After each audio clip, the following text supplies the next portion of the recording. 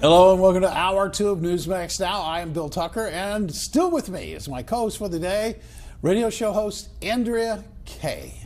It's great to have her here. You can usually see her from San Diego, but we've got her in New York right now. All right, it is time to take a deeper dive.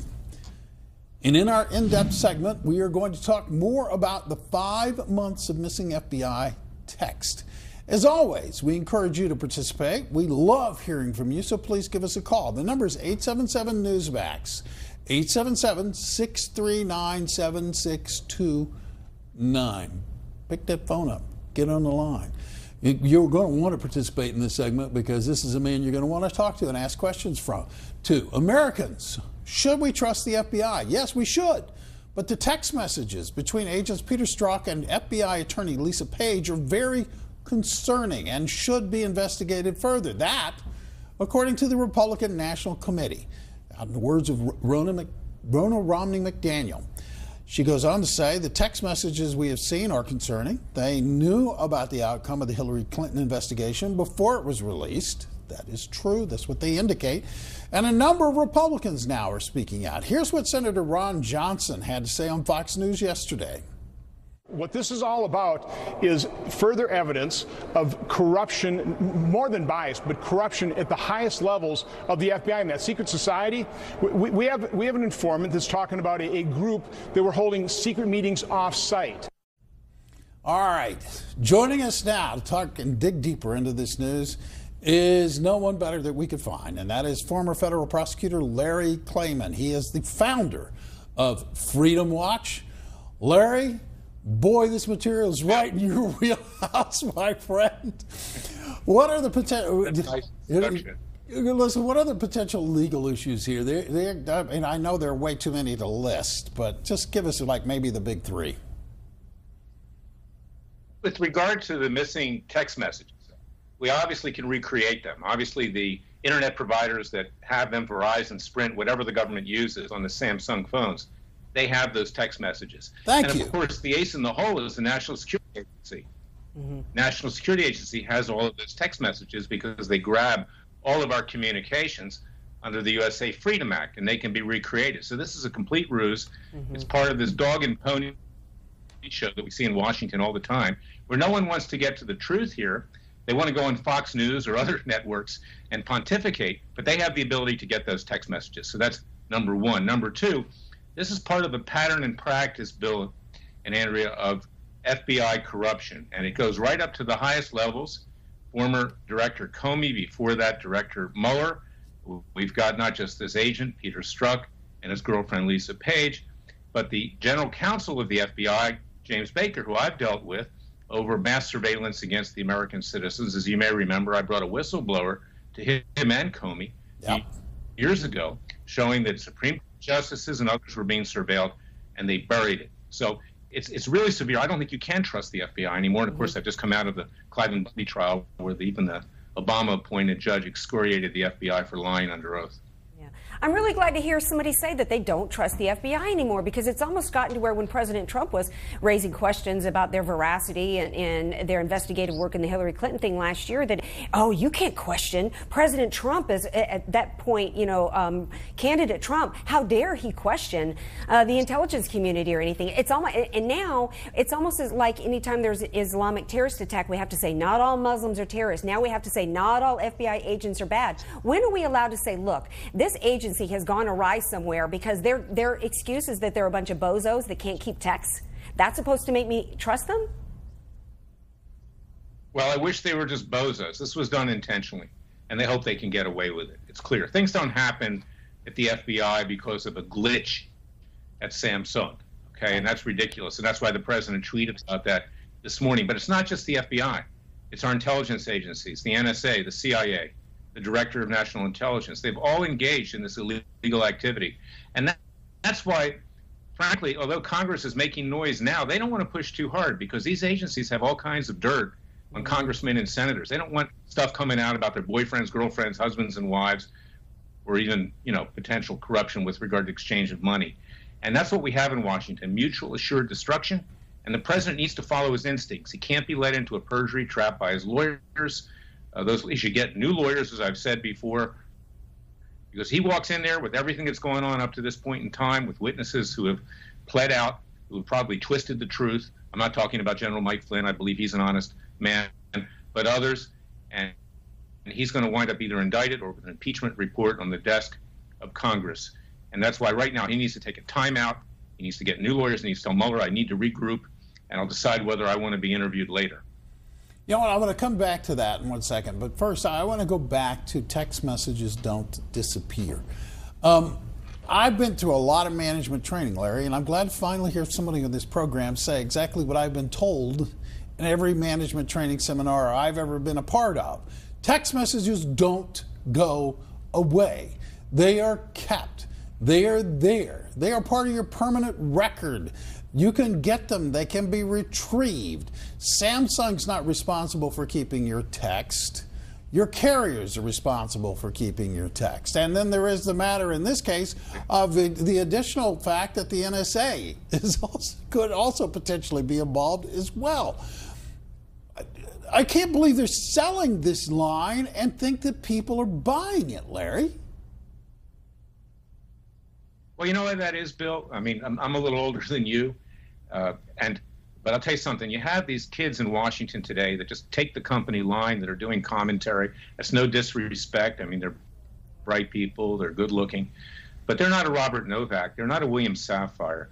They don't understand how it really works. And the American people are not being told the truth, even by our side of the media, with your exception and Newsmax and some others. It's just simply not believable. And the NSA is involved in this scandal. They've done illegal surveillance with the Trump administration, and also before that in the campaign and the transition. Under Section 702 of the Foreign Intelligence Surveillance Act, communications overseas have been unmasked illegally. So it's not like you can't ask the NSA to produce this information under a subpoena. And if Congress wants to get it, it can be gotten. But we need a special counsel. The Republicans have asked for a special counsel. I volunteered, obviously. People can see that at freedomwatchusa.org, because I won't be influenced. Larry, we've got a caller on the line. That's Tony, not me. You need somebody who's really... Hey, Larry, we've got a caller on the line who's got a question and wants to chime in on this. Tony from Richmond, Virginia. Hi, Tony. Hi. Hey, Tony, welcome to the show. Hey, thank you. Hey, about this FBI craziness that's going on, I'm sure they've totally lost confidence in their spouses, because it's obvious they were having an affair. Right. So if their spouse has lost faith in them, why aren't they fired, and why should the American taxpayer have faith in them?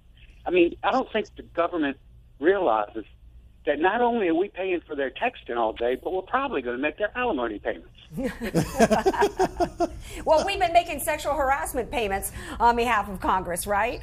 Yeah, I mean, 50,000 texts are missing. What have these people been doing all day besides texting to each other? It's crazy. Well, also, you know what? I'll put this in Larry's court now. This comes under moral turpitude. They could have been fired for this, Larry, but they weren't. They were reassigned. It's absolutely unbelievable. I mean, Washington, D.C., if you go there, I've spent many years there. I still go there a lot.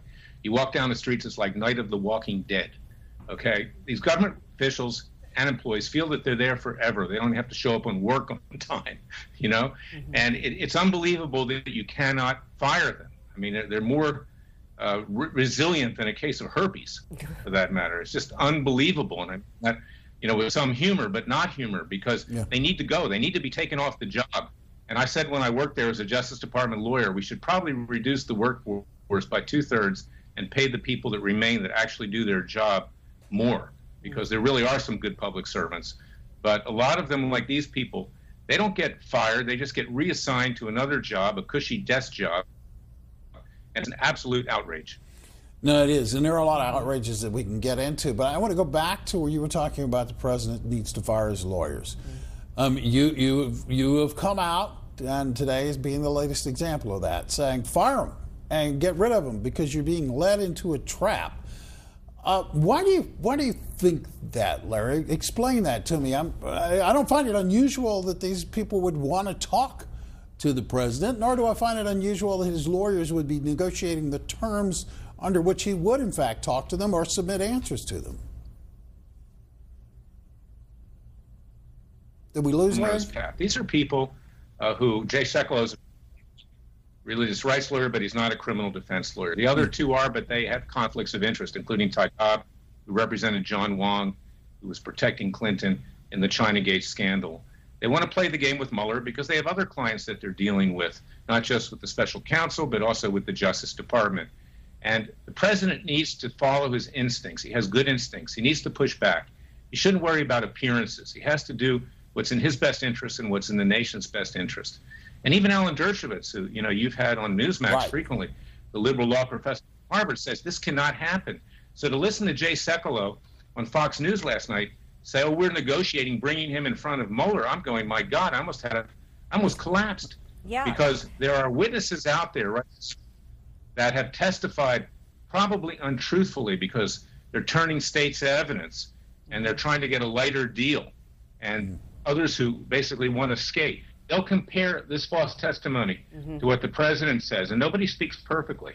The president can inadvertently slip, and he'll wind up either being indicted for perjury or more likely with an impeachment report going to Congress. And if Congress turns over in the fall of next year, he'll be impeached. He'll never be convicted. There won't be enough votes in the Senate to do it, but it will grind this nation to a halt during a very dangerous time. Yeah, with North Korea, with Iran, with other he has to deal with. Well, I think most Americans learned the lesson from Martha Stewart, right? I mean, she didn't go to jail for insider trading. She went because two statements that she made didn't add up, and there's lots of cases for that. And so, yeah, it was kind of a head scratcher to me that they were in the process of this. And then I heard someone say, well, wait a second, this is Trump's idea. Trump can't be controlled by his attorneys, Larry. No, Trump is a very smart man. People don't give him enough credit for his intelligence. He is a fighter. His lawyers are rolling over right now. What he needs, as I've said this before, Bill, is a lawyer outside of Washington who is not part of this Washington swamp, who will take a firm stand, who is a true criminal defense lawyer, who doesn't have all these competing interests with the Justice Department, with special counsels, with whoever in the nation's capital. And if he hires other lawyers right now, he can tell Mueller, look, I'm reassessing what I'm doing. It buys some time. But to then send him in front of Robert Mueller and his conflicted ultra-leftist staff right now because of appearances, because he wants to look like a nice guy. There's one person in the world that knows you don't get anything by being a nice guy. It's President Trump. You have to be tough. He is tough. And he should follow his instincts and get new lawyers now. I'm not suggesting me. I'm suggesting getting a pure criminal defense lawyer to represent you. I would like to be special counsel. I do criminal defense. I do prosecution. I was a prosecutor. He needs independent counsel. You heard it here first.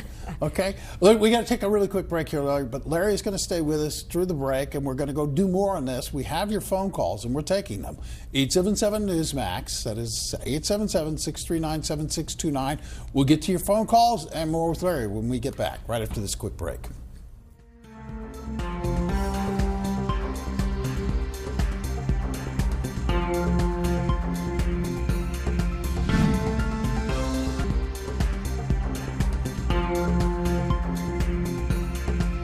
Welcome back to the show. I am Bill Tucker. I'm here today with Andrea Kaye, who's come all the way over from San Diego to be with us in New York City in the studio. And we're continuing our conversation with... We've got serious problems in this country that need solving. Weed out the incompetents, throw them out, and find capable, dedicated, quality people who are more concerned about helping fight the opiate pandemic and the Islamic State than they are losing text messages and having affairs. So you're not concerned at all, really, about what's going on in the deep state and what appears to be corruption at the FBI and apparent Russian collusion with Hillary Clinton and her campaign in a way to keep President Trump from becoming president and now a way to try to take him out? I think it's the incompetence in the FBI who are helping with this stuff. Yeah. It's the incompetence who are helping with this stuff. What they need to do is they should have put Hillary Clinton in jail. Yes. When the Trump campaign said lock her up, and everybody that was on the Republican side said lock her up. That's what they should have done. But this has gone on long enough. It's distracted the public from the real issues that we have in this country. And I'm not saying that this is not a real issue, because if it is, if there's something to it, then it definitely undermines the public and the international community's trust in the American. Well, I tell you, James, I think you're 100% right. And Larry, I'm going to go to you on this one here, because, it does go fundamentally to the idea that it's like, look, none of us that I'm aware of have read the memos. None of us are aware of all of the things that are going on. We don't know for certain what is in the FBI text, but we have a pretty good idea. And what disturbs me, Larry, is the idea that, the Democrats' response, honestly, down in Washington, D.C., is there's nothing to see here. Look the other way. And mainstream media is not pushing for it. They're not pushing for an investigation. No, they don't care. I mean, as long as their ox is not being gored, they don't care. And that's what's really sad here. And as I've said before, the problem in the swamp in Washington, D.C., is that both political parties, one is like the National Football League, the other is like the American Football League. They're both part of the NFL. And they only push so hard. And you might remember after the Clinton years, when I had a court rule that Bill Clinton committed a crime, I had cases involving Filegate, getting files illegally from the FBI. Yeah. Hillary Clinton was involved, Travelgate and the others. George W. Bush immediately had a Rose Garden tea with Bill Clinton. They made friends. The Bush family and the Clinton family were great friends going into the future, and all these cases were not settled. I asked the Bush Justice Department to settle them on behalf of the victims, and that's what happened. So what you're hearing now, James is right, there's a lot of noise. Okay, there are serious issues here, but those serious issues are simply diverting the attention of the president from doing his job. It's time that it end, and that's why I want to be appointed special counsel, because I will investigate, and if I find something, prosecute the Clintons. And also the president needs new lawyers. He tells Mueller, I need at least a month to get this in order. Let me reassess what I'm doing here, but never, ever go in front of Mueller and his staff, never go in front of a grand jury. They're leaking information like a sieve, which is illegal. I've got criminal complaints pending against them for that with the Office of Professional Responsibility and the IG of the Justice Department. It's out of control. The country is out of control. And this president's our one hope going into the future. Hey, Gordon from Ohio is on the line. Hi, Gordon. Welcome to the show. Hi, how you doing today? Good, thanks. What's on your mind, Gordon? Well, I used to be a Democrat all the way up until this last election. And it seems to me we finally got somebody in the White House that's doing everything he can to make this country great. Mm-hmm. And all we're doing is investigating a non-issue. He's done better for this country than any president in the last 20 years as far as the economy and jobs and bringing companies back. Why are we constantly putting this man down rather than trying to back this president and get this FBI off of his case and these other left-wingers or whatever you want to call them from trying to dig up dirt that is not there and wasting our taxpayer money? Yeah, that's the question that Gordon puts out there on the table, Larry, that I think a lot of people wonder about. We undisputably have pickup in economic growth. We had 3% in the fourth quarter. We're expecting 3.5% first quarter, maybe 4% in the second quarter. We have folks like Jamie Dimon, Lloyd Blankfein. We have people on Wall Street lauding what he's done for the economy and the of the corporate tax cut, Apple being the best example.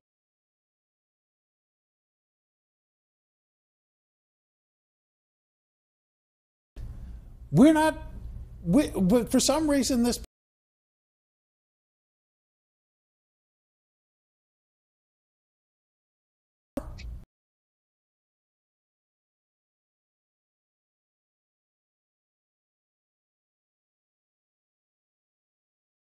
state and the dishonest and corrupt people inside of the Justice Department. I'm sorry to say my alma mater. Yeah. I was very proud of that when I was working there. And also the FBI. And this is extremely dangerous. And if you go all the way back to Martin Luther King and how the FBI tried to destroy him, now they're using the same treatment on President Trump. Yeah. And that's something which, we have to be really concerned, because today is President Trump, tomorrow it's the rest of us. We're all subject to this kind of big brother Orwellian state that we now see ourselves living in.